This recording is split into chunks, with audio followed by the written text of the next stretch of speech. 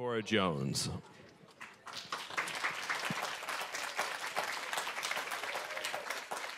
You all can do better than that. Good morning.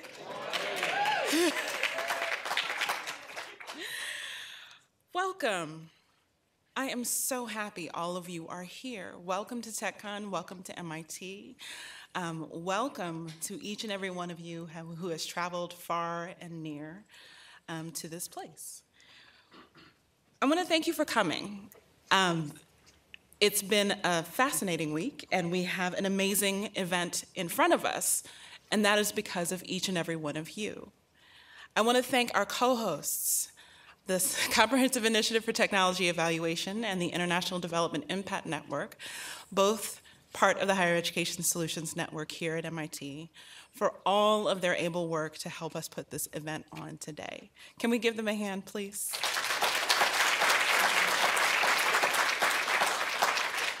You know, as an MIT alum, I'm a little mad because all of these programs essentially started after I left. And so we're not going to tell you how long ago it was that I left because you don't need to know that. But what I will say is that in these 4 years since we started HESN in 2012, we have created the kinds of innovation ecosystems that connect entrepreneurs from universities, both here in the US and overseas. We've connected researchers, we've connected scientists, investors, private sector organizations, leaders from communities. So many different kinds of people have been connected because of this network. And through that work, so much has happened. But you know, the products of this network are not just kind of the publications that might come out or the videos or the toolkits or other different things that come out. The products of this network are you and the students that are here represented today, the ones who aren't, who you will train, who will grow up and go out into the world to become the kinds of people who continually work to make this world a better place and change this world. In addition to the staff and students from each one of our 8 HESN labs, we have attendees representing another 60 universities from around the world. So if you remember from 2 years ago, because I can't believe it's been 2 years since we've all been together, part of our rules are make new friends and keep the old. Does everyone promise to make new friends? You have no excuse not to do so, because we've got a lot of new friends who are here who want to make friends with you. I'm also happy to welcome our private sector partners, NGOs, and other development practitioners. It has been a great pleasure to work with you, and we appreciate the time that you've made available to us, both through your work as judges, through the kinds of collaborations that we've had with you to raise the kinds of funds to support our innovation marketplace, which I'll talk about a little bit later, but for the contributions to the challenges that we are collectively addressing. I have a special shout out right now to our colleagues from USAID. We have had the distinct honor and privilege of having our Foreign Service National Fellows join us here today. They represent 11 missions from Bangladesh, Cote d'Ivoire, Ghana, India, Indonesia, Pakistan, Senegal, Sri Lanka, Tanzania, Uganda, and the West Africa Regional Mission. And just very quickly, so they can be part of the new friends that you make, can I ask my colleagues from the USAID Foreign Service National Fellows Program to stand?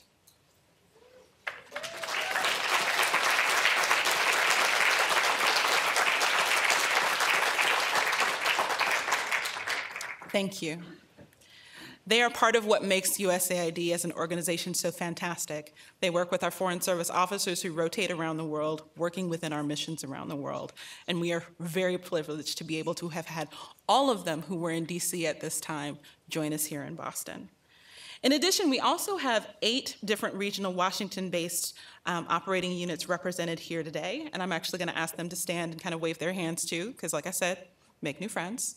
Where are the rest of my USAID Washington people? Stand up, turn around, say hi.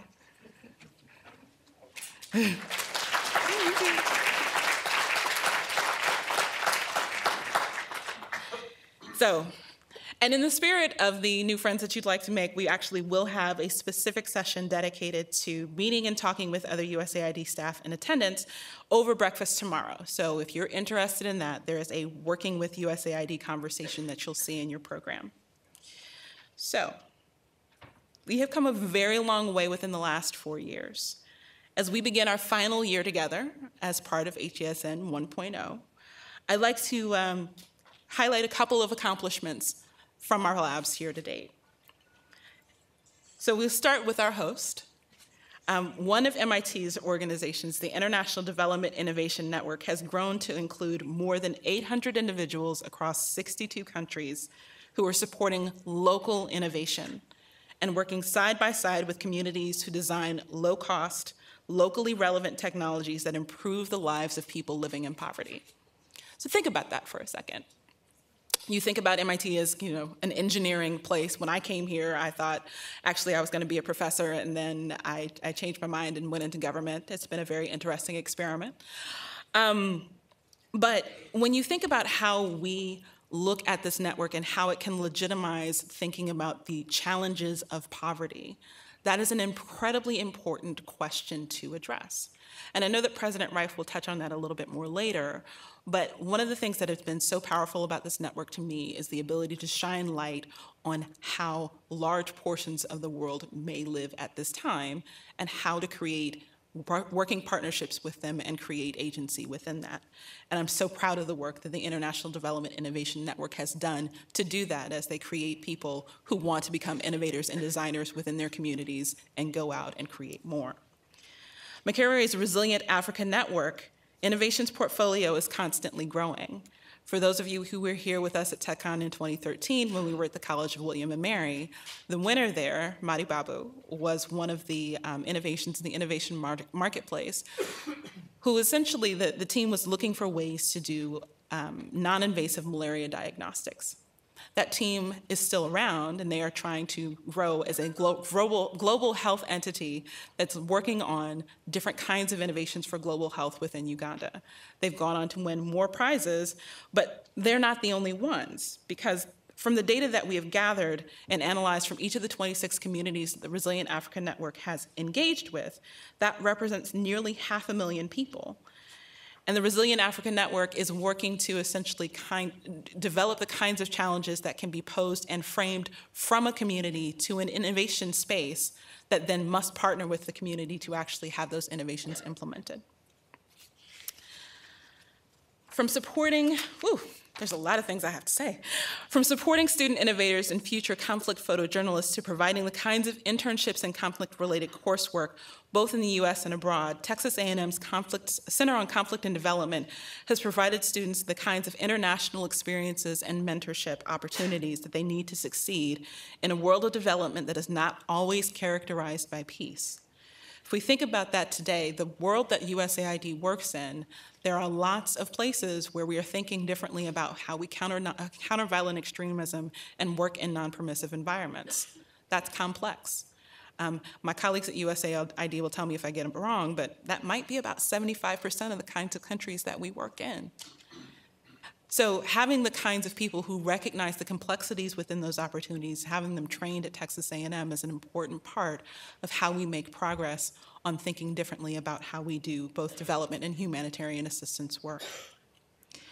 And then finally, this past September, I had the privilege of going out to the Development Impact Lab at UC Berkeley, where they hosted the second State of the Science Conference on the science of scaling, building evidence to advance anti-poverty innovation, that brought together over 100 researchers, policymakers, industry leaders, and academics to share ideas about scaling anti-poverty interventions around the world. One of the things our former administrator used to talk about when we created the Higher Education Solutions Network was that we needed to get away from just doing pilot after pilot after pilot after pilot, that we needed to think differently about how we learned, how we evaluated, how we adapted, and how we collaborated. And having people who are willing to engage in the difficult questions around the science of scaling through people like our Development Impact Lab at the University of California, Berkeley, is part of how I think we get there. So we've had the distinct pleasure of working with you, many of you, over these last few days. I hope people got sufficient amounts of sleep, because there are lots of things to do today, and you are a critical part of how our program evolves this afternoon. We're appreciative of the partnership that has made TechCon possible, And our support this year comes from sponsors that include Chemonics, who's partnered with Arizona State University, Johnson & Johnson, VentureWell, the American Society of Mechanical Engineers, Engineering for Change, and MIT Brain and Cognitive Sciences Department. So, when I come back a little later, we will talk about the innovation marketplace. Actually there are two other sets of people that I want to recognize really quickly. Where are all my innovators that got up for pitch prep and got there at 7 o'clock this morning? Raise your hand. All right. Those are the people that you're going to go have lunch with. And all the audience members who have been to TechCon know you have work to do when you go to the innovation marketplace. You don't just get to chat and eat. You must engage and help build this next generation of development professionals. And when I talk about that later, you'll hear a little more, but we appreciate that you all got up really early this morning, found a place that was a little hard to find, and did your pitch prep. So they're ready for you. I need you all to be ready for them. So next, I would like to introduce the directors of the International Development Innovation Network and the Comprehensive Initiative on Technology Evaluation Programs here at MIT, Amy Smith and Bish Sanyal. Please give them a hand.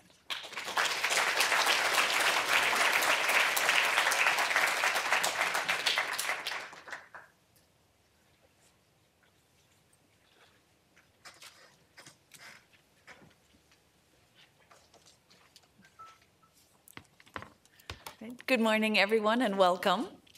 So first of all, thank you, Ticora, for that introduction. And on behalf of all of the HESN partners, I think we'd also like to thank you for having the vision and supporting us all through this program, which brings together universities and USAID to work together as we sort of re-envision the way the development happens, the roles that university and academia plays, and the partnerships that have developed.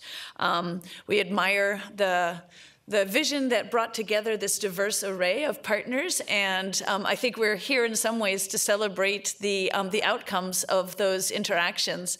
But I'd also like to appreciate your role in bringing us together, and especially here at MIT, we're very proud of what you've done, and we're looking forward to see what you do in the future as well at USAID. So thank you very much, and yeah, and for everyone else in the audience, it gives us great pleasure to welcome you here to MIT.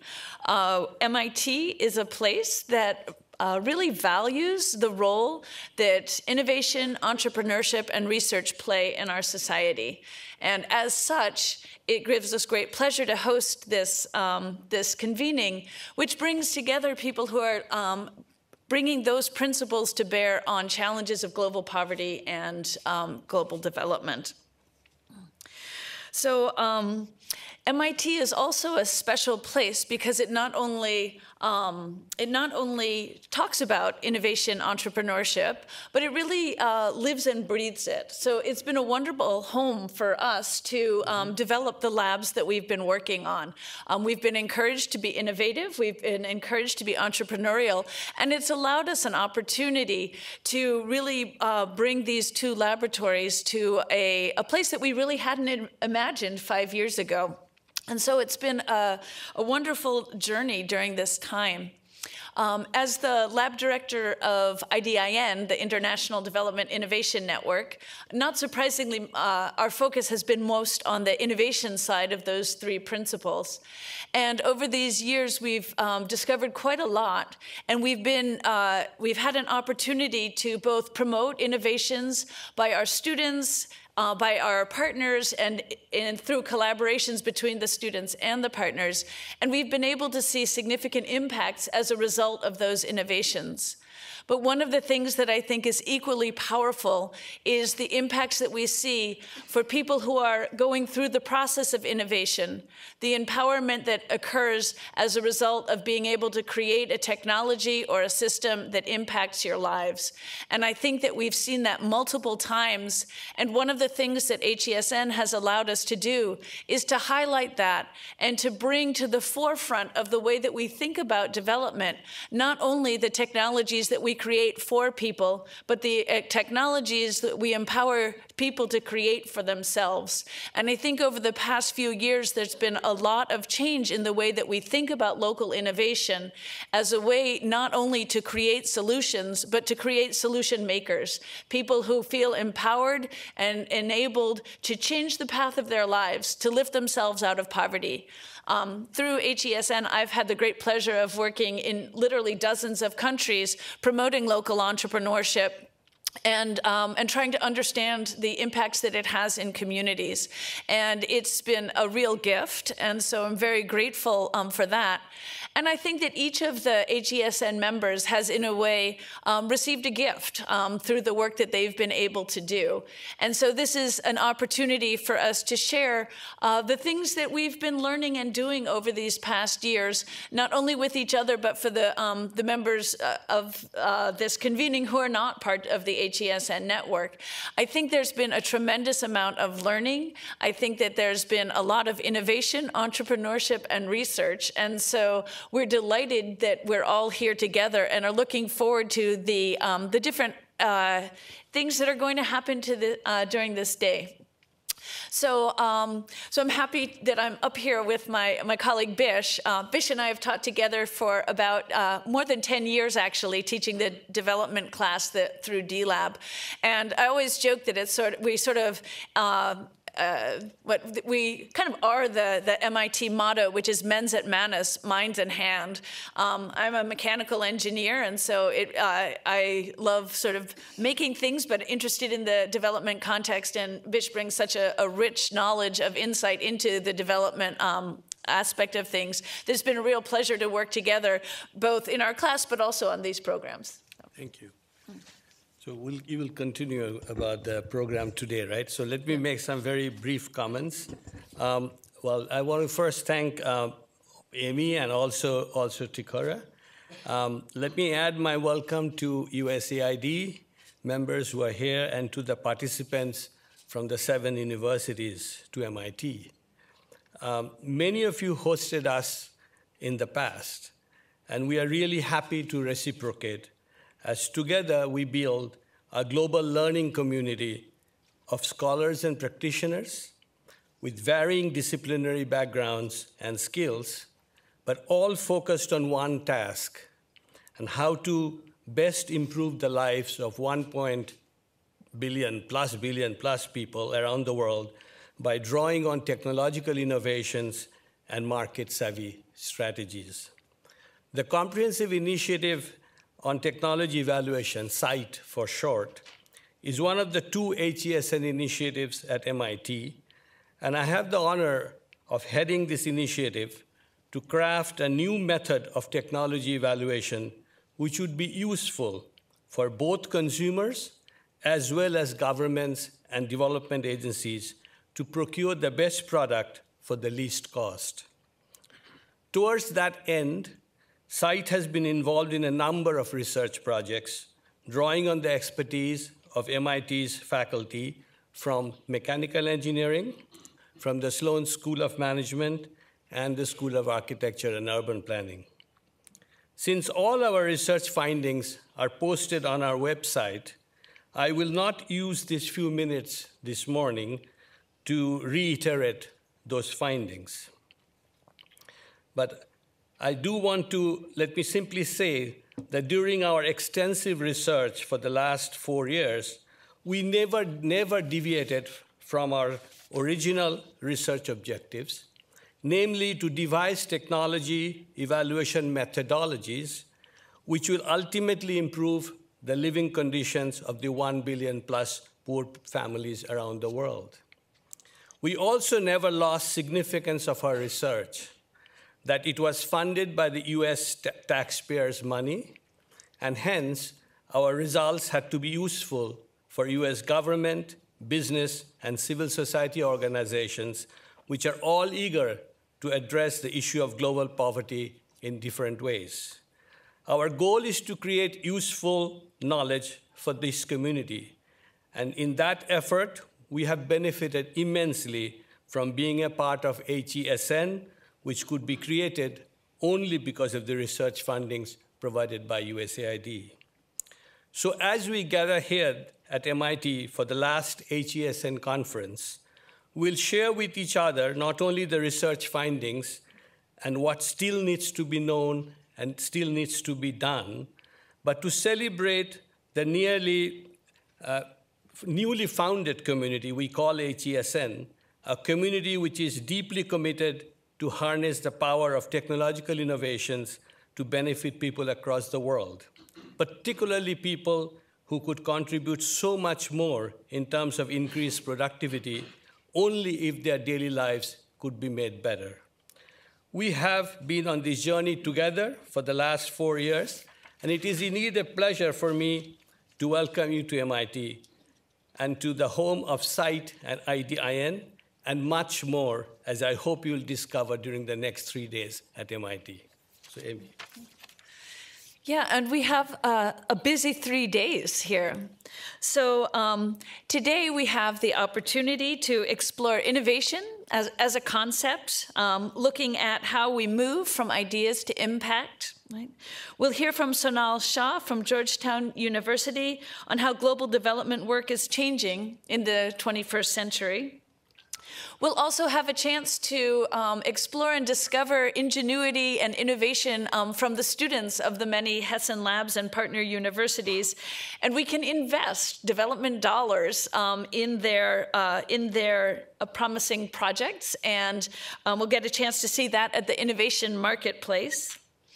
We'll also have a chance to hear from 3 social entrepreneurs about the challenges that they've faced on this journey to scale and what keeps them inspired and excited and energized as they work towards a cause, even though it's not easy to do so.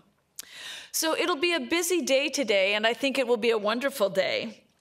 On Friday and Saturday, we'll dive into the technical agenda with an incredible array of sessions and workshops on 4 different themes: innovation ecosystems, actionable research, measuring impact, and next generation practitioners and partnerships. So we have an awful lot to look forward to during these 3 days together. So as you can imagine, the program is quite packed.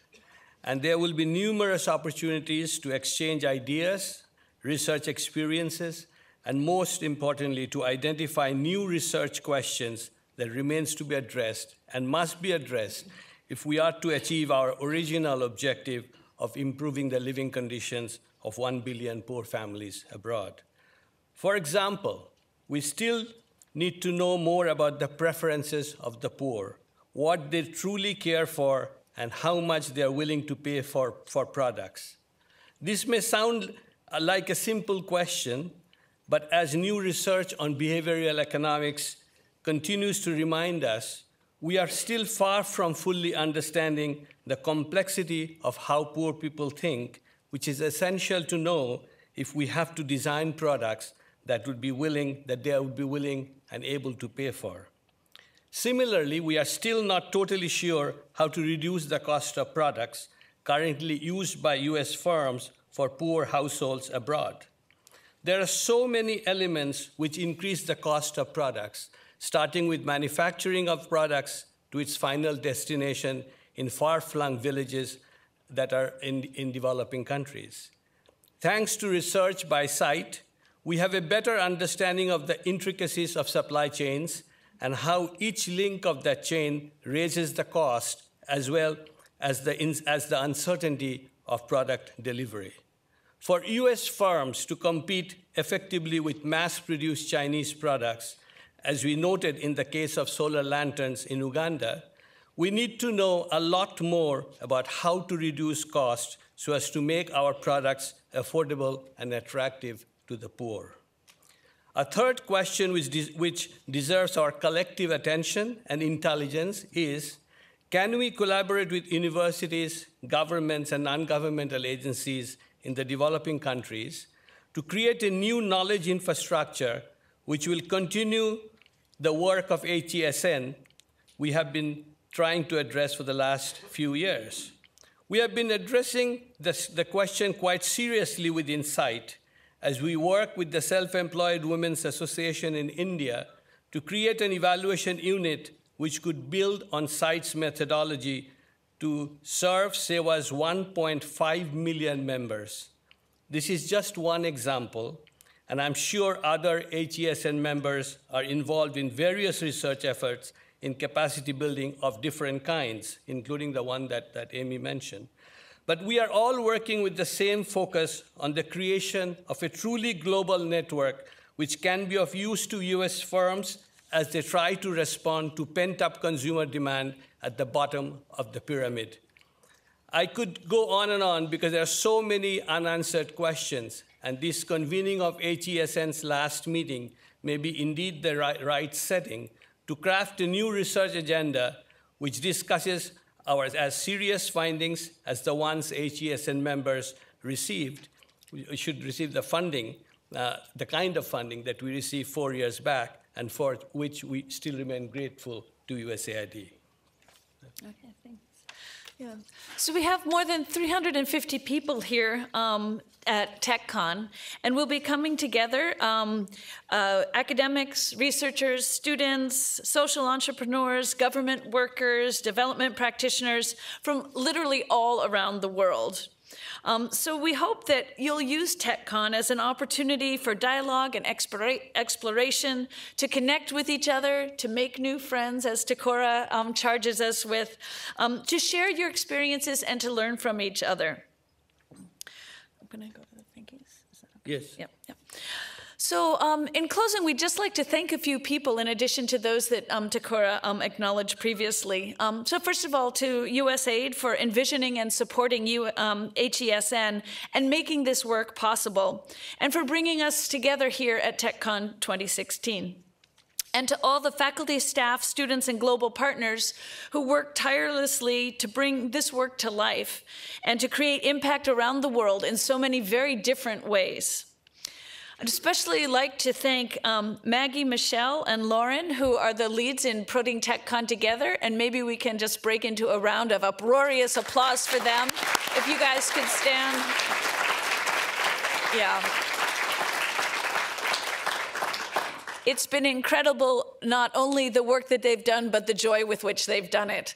I'm amazed that the three of them are still smiling and happy to see every single one of us here. So thank you guys so much. Also wanted to thank and acknowledge our HESN colleagues for what we've been able to do together, to learn together, and to share with each other. And then also I'd like to thank the MIT leadership and really the leadership at all of the HES universities for supporting the labs for what they've been able to create at each of the 7 campuses. And so now I'd like to hand over to Bish, who will introduce the MIT leadership and President Rafael Reif. Thank you. Research on technology and development is not new to MIT, as you well know. Since MIT's founding in 1864, MIT has been the setting for pursuing the creation of useful knowledge, which would lead the nation to rapidly industrialize through incredible discoveries in science and engineering. Much of that effort is documented well in the MIT Museum, which is located next to D-Lab building in N51, where we met yesterday. And I hope you get the chance to visit the museum to see the progress of discoveries that MIT has been involved in for a long time. Anyway, it is MIT's long history of engagement with technological innovation which made it quite easy for SITE and IDIN to find the right institutional home to conduct the kind of research HESN was created for. In fact, for SITE and IDIN, the problem was the opposite. Both IDIN and SITE had to compete with many other interesting research initiatives at MIT to attract good research assistants who are crucial for any research.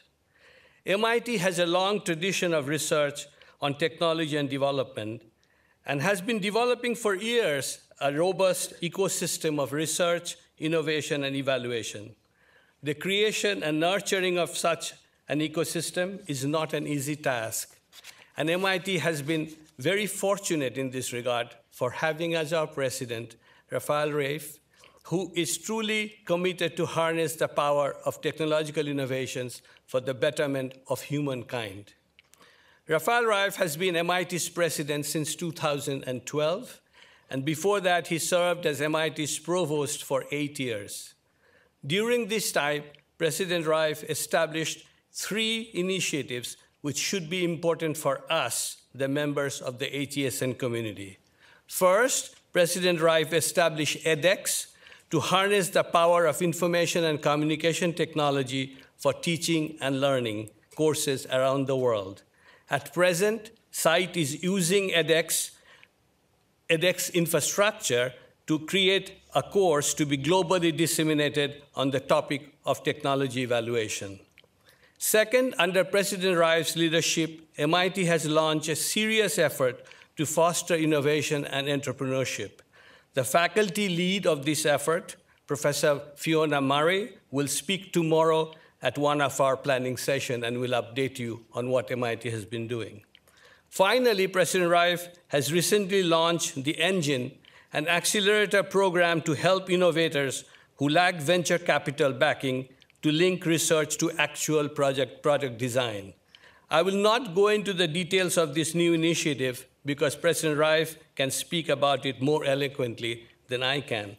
But let me say, as I invite President Reif to address to you, that we at MIT are proud to have a president who understands the evolving role of universities in linking technological research to markets and continues to invest institute resources in shaping MIT's entrepreneurial role, but also never lost sight of the main focus of MIT's core mission, that of creating a learning institution with global reach. SITE and IDIN are proud to be part of these learning institutions which provided the physical infrastructure and, more importantly, the intellectual environment to pursue the goals of yet another overlapping learning community created by USAID in the form of Higher Education Solution Network. Please welcome MIT's president and faculty in the Department of Electrical Engineering, Rafael Reif.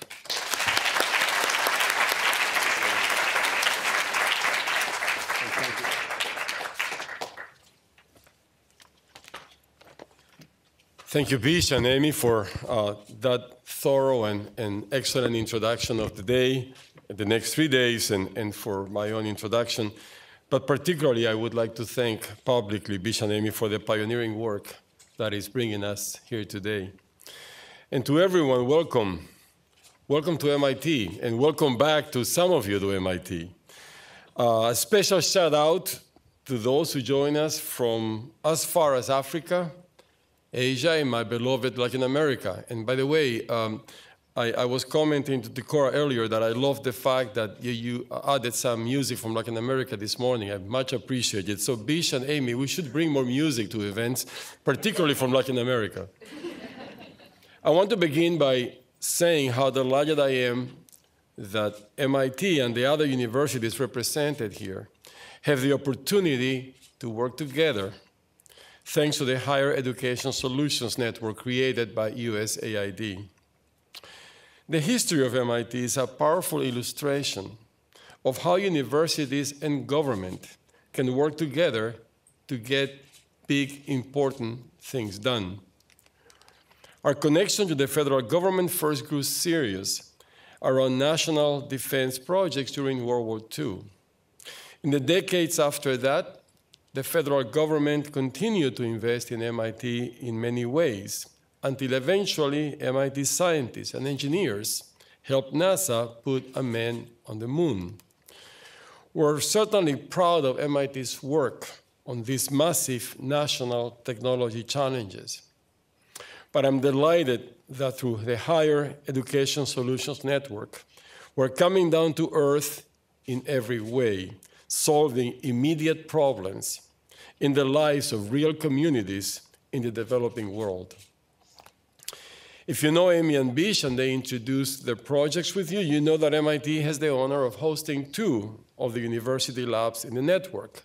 As Amy and Bish described, one is the International Development Innovation Network, that I thought we refer to as IDIN, is that okay? Which Amy oversees at MIT D-Lab, and the Comprehensive Initiative on Technology Evaluation, or SITE, which Bish runs through our Department of Urban studies and planning. Together, these labs exemplify two things we love at MIT, and I'm certain this audience loves too: hands-on, real-world problem solving, and data-driven decision-making to solve serious human problems and issues. For instance, IDEAN systematically engages people living in poverty so that they can develop their own solutions to the challenges they face. And as Ticora mentioned, in the past 4 years, the lab has enabled more than 800 innovators in 62 countries to design and develop technologies and early-stage ventures. Today, they have already improved, as Amy said, over 250,000 lives around the world. But the value proposition goes both ways, because MIT D-Lab students work with this network of innovators remotely and often side by side in the field to learn the process of problem solving hands-on. And for these students, this is a remarkable experience that will allow them to do wonderful things and make the world better for the years to come. And the Side Lab provides evidence for data-driven decision-making about the use of technologies in global development. For example, by using Side's findings on gaps in the Indian water filter market, one of our mechanical engineering professors was able to jumpstart development of a low-cost water filter made out of a simple tree branch. This very simple technology could provide usable water to meet the needs of low-income families throughout India, but it took the data to pinpoint the need. And in fact, we created, as Bish said earlier, an accelerator for companies of this kind to move these kinds of breakthrough ideas to market, and that's what Bish will refer to as the engine. And there is more to be said about that. It's a way to enable these kinds of technologies to move to the marketplace. Another side study could save the US government millions of dollars by providing evidence about which kinds of packaging best prevent spoilage and breakage when food aid is being delivered. Of course, these are just a few of the many examples, and you probably will discuss and see more of those in the next 3 days. Like any research university, MIT's mission directs us to advance knowledge and educate students. But MIT's mission asks even more of us, because it also insists that we bring knowledge to bear on the world's great challenges. Today, as humanity faces profound challenges and opportunities, I believe that research universities need to be leaders. Leaders in education and research, of course, but above all, leaders in solving problems to make a better world. Through the Higher Education Solutions Network, USAID is helping our universities live up to this challenge to lead and make the world better. I offer special thanks to our generous co-hosts and sponsors at USAID, US Global Development Lab. I'm also proud, let me just say, I'm also extremely proud that the network was founded by one of our graduates, Ticora Jones, MIT class of 2000, may I say also for those who understand MIT lingo, course 3. That means material science and engineering in our internal.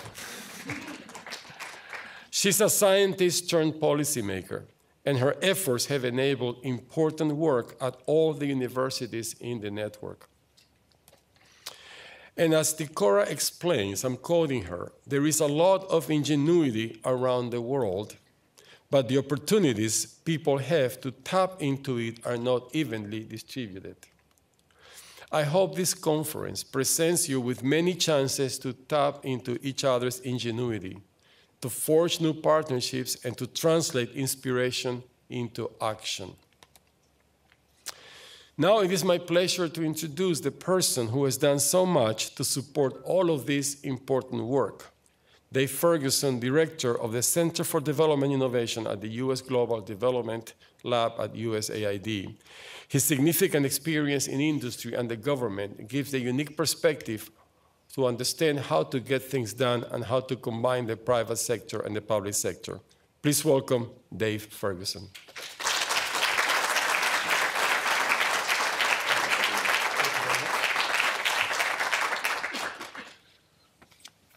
Wow, what a great group. Welcome to TechCon.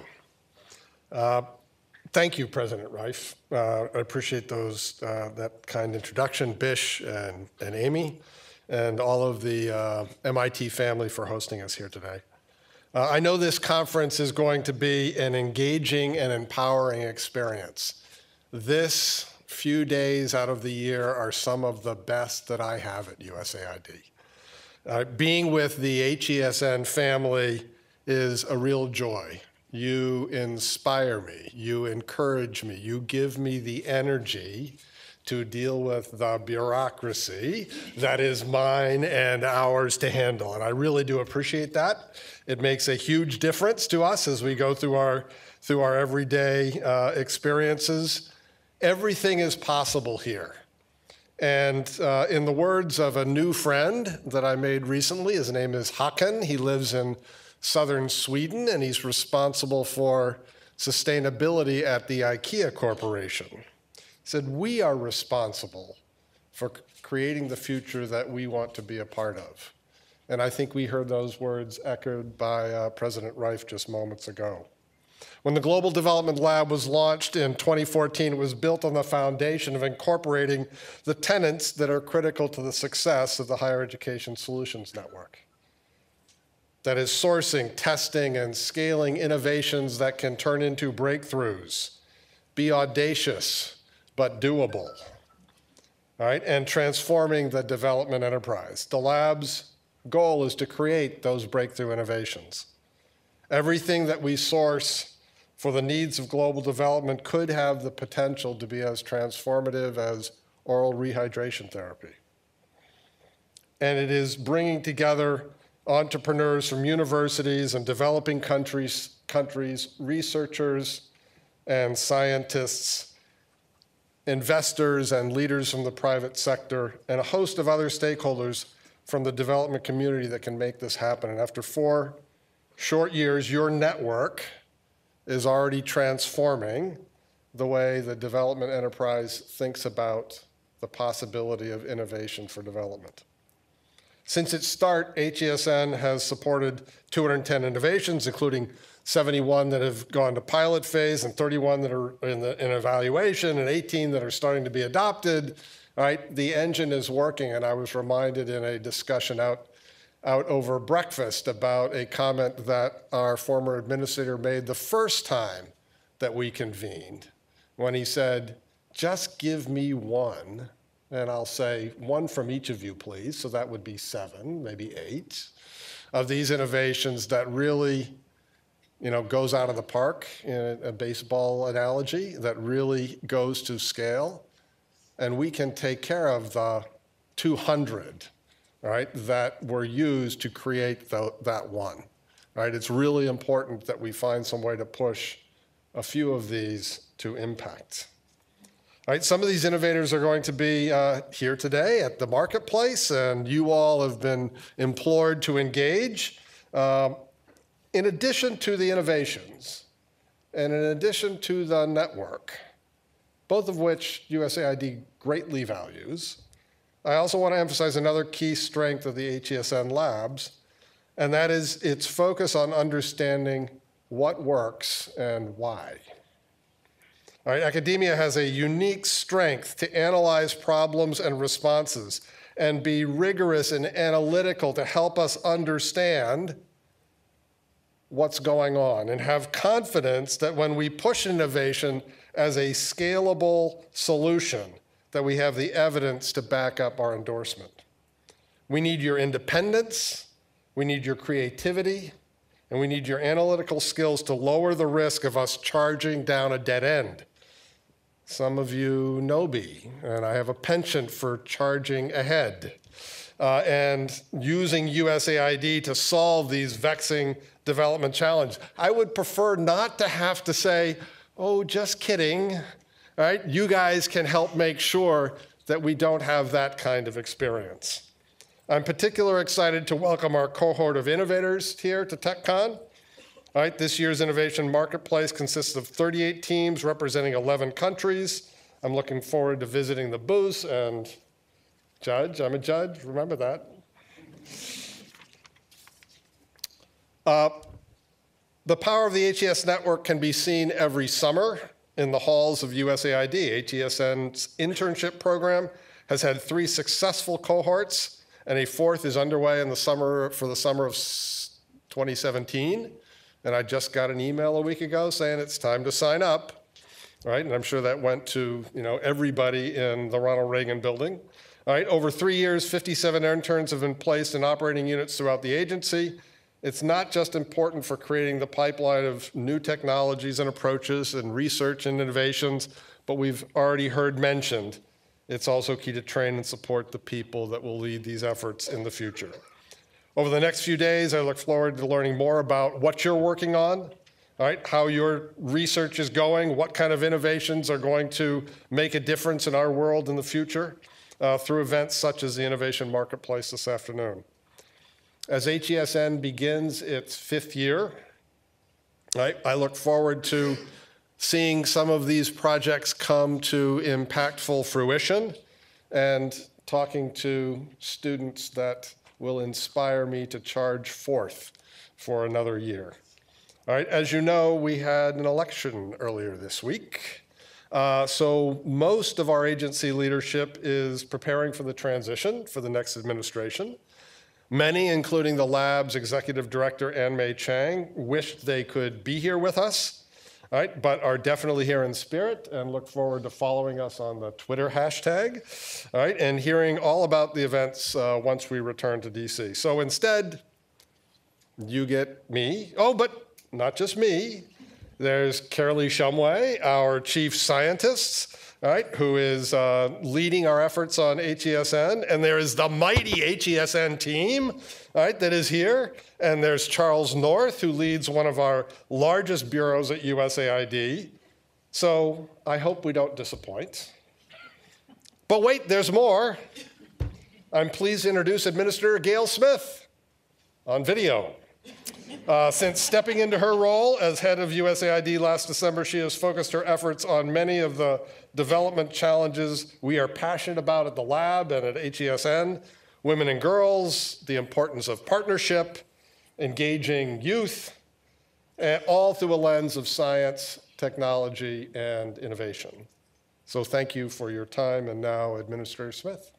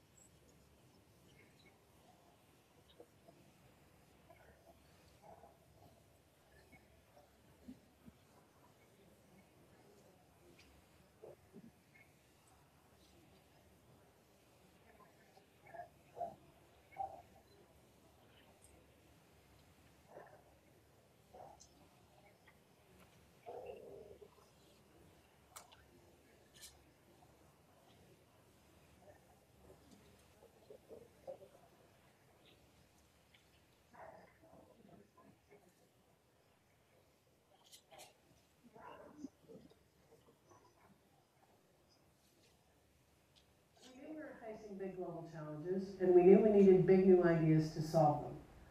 So we started to think about how we could bring to bear the talent, creativity, and academic rigor found in institutions of higher education to accelerate development solutions around the world. And today, we're excited about the fact that the Higher Education Solutions Network has grown into a thriving network that encompasses some 700 partners across nearly 70 countries in many different sectors. And that's exactly the kind of network we need. The development labs around the world are doing amazing work, pioneering life-challenging solutions, some of which you'll see this week. Our challenge is to bring these efforts to scale and to ensure that impact can be sustained over time. And to do that, we need other donors and research institutions. We need governments and local organizations in developing countries. We need businesses, large, small, and emerging.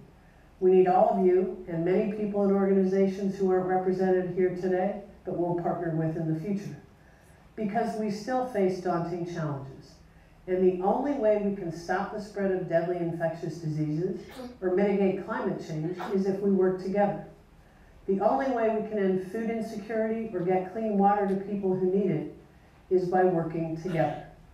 So that's what the Higher Education Solutions Network is all about. And USAID is so proud to partner with all of you to put your smarts, ingenuity, and creativity to work in service of a better world.